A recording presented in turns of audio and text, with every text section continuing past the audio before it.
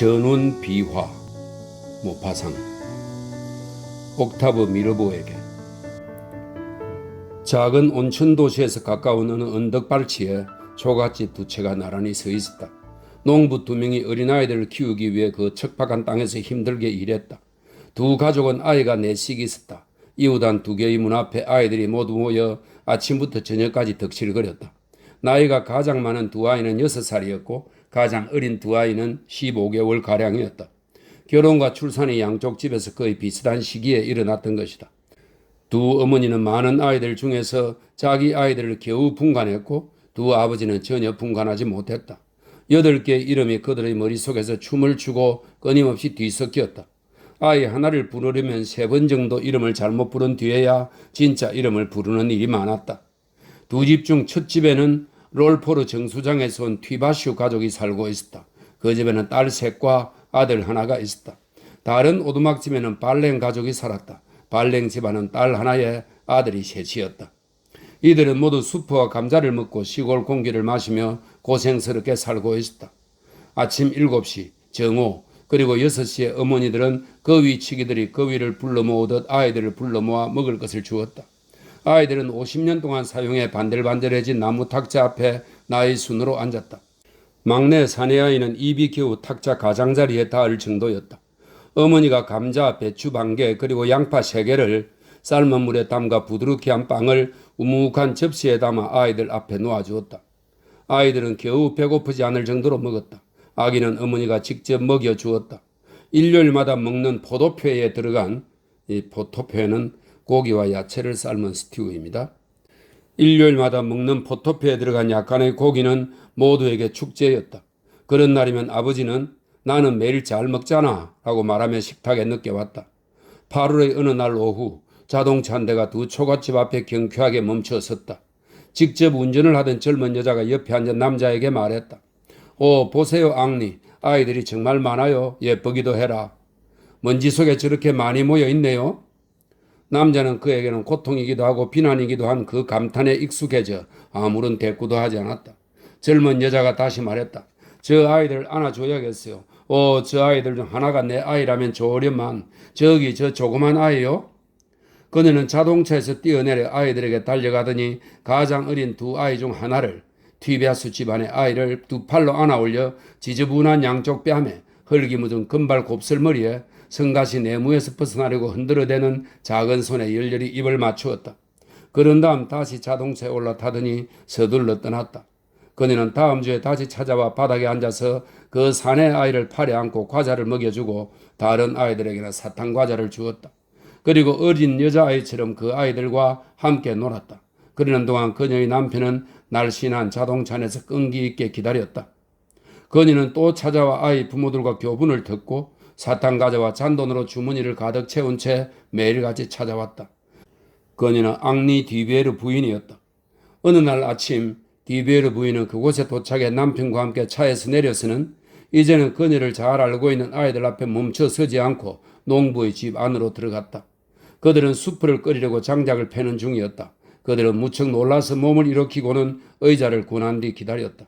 잠시 후 디베르 부인이 군데군데 끊기고 떨리는 목소리로 이야기를 시작했다. 안녕하셨어요 여러분. 제가 여러분 집을 이렇게 찾아온 것은 여러분의 어린 아들을 꼭 데려가고 싶어서예요. 시골 부부는 어리둥절하고 아무 생각도 나지 않아서 대답하지 못했다. 디베르 부인이 한숨을 돌리고는 계속 말했다. 우리에겐 아이가 없답니다. 남편과 저 둘뿐이에요. 우리가 그 아이를 키울게요. 괜찮으시죠? 농부 아낙네는 무슨 뜻인지 이해가 되기 시작했다. 그녀가 물었다. 그러니까 우리에게서 샤를로를 빼앗아 가겠다는 거예요? 그건 절대 안 돼요. 그러자 디베르 씨가 끼어들었다. 내 아내가 잘못 설명했군요. 우리는 그 아이를 양자로 삼고 싶은 겁니다. 하지만 양자로 삼은 뒤에도 여기에 찾아와 여러분을 만날 겁니다. 아이가 순조롭게 적응하면 모두들 그 아이를 믿게 되면 우리는 그 아이를 상속자로 삼을 겁니다. 만에 하나 우리 사이에 아기가 생겨도 그 아이와 똑같이 공평하게 재산을 나눠주겠습니다.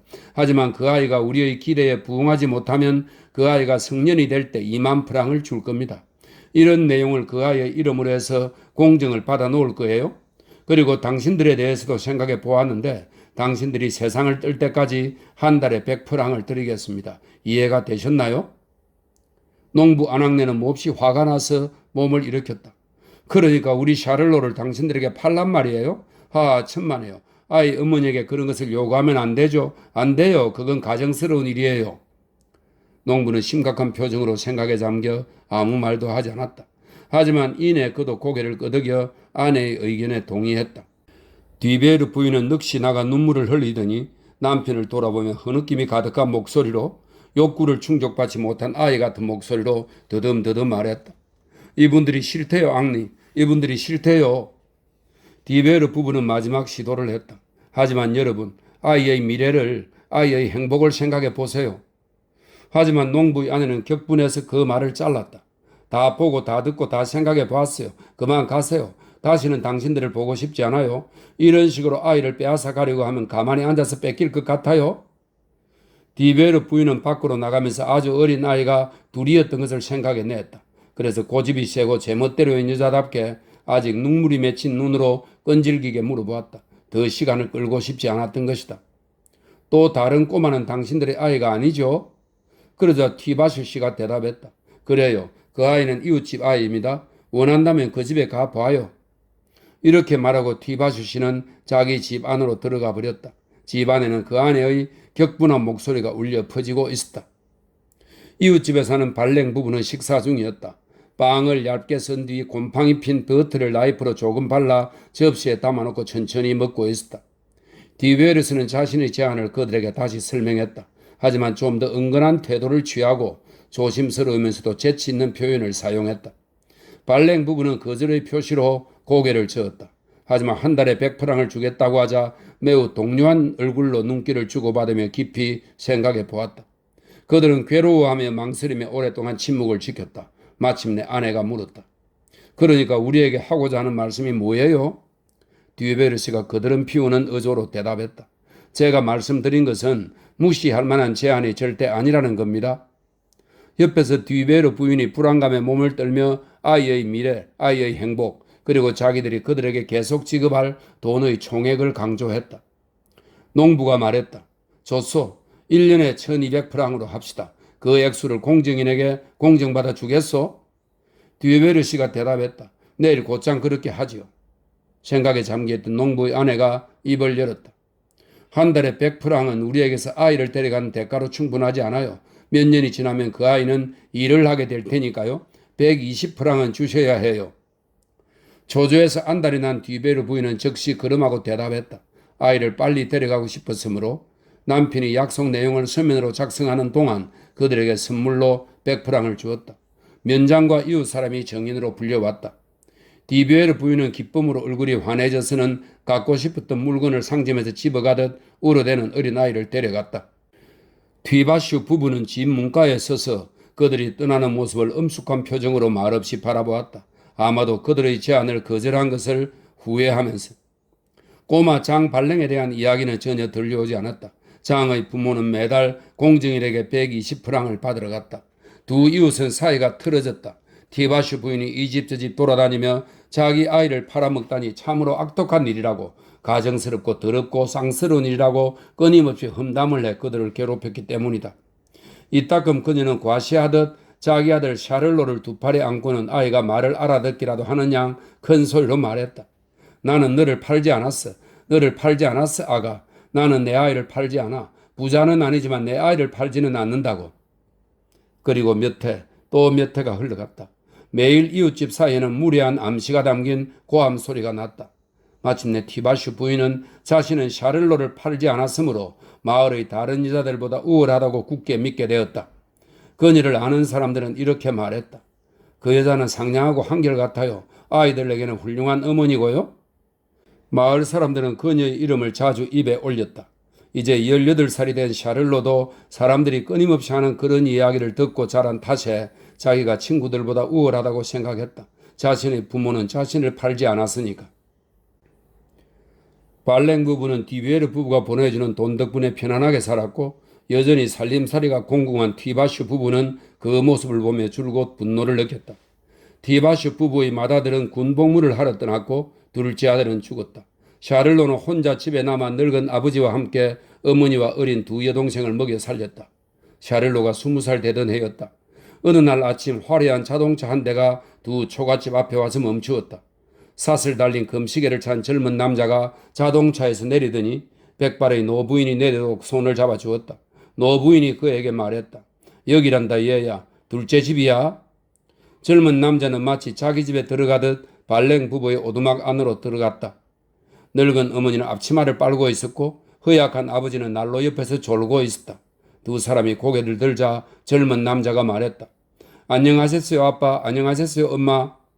그들은 놀라서 몸을 일으켰다. 농부 아낙네가 놀란 나머지 물속에 비누를 떨어뜨리고는 더듬더듬 말했다. 너 맞니 얘야? 너 맞아? 젊은 남자가 그녀를 두 팔로 끌어안고 입을 맞추고는 되풀이해 말했다. 안녕하셨어요 엄마. 옆에서는 발랭씨가 몸을 떨면서 지금껏 한 번도 이런 적이 없는 차분한 어조로 말했다. 너가 돌아왔구나 장. 마치 한 달 전에도 그를 만난 것처럼. 서로를 알아보자 발랭 부부는 아들을 마을 사람들에게 보여주고 싶어 했다. 그들은 아들을 면장에게, 부면장에게, 신부님과 선생님에게 데려갔다. 샤를로는 초가집 문가에 서서 그가 지나가는 것을 바라보았다. 저녁에 식사를 하면서 샤를로가 노부모에게 말했다. 그 사람들이 발랭 아저씨의 아들을 데려가게 할 정도로 어리석게 행동해야만 했나요?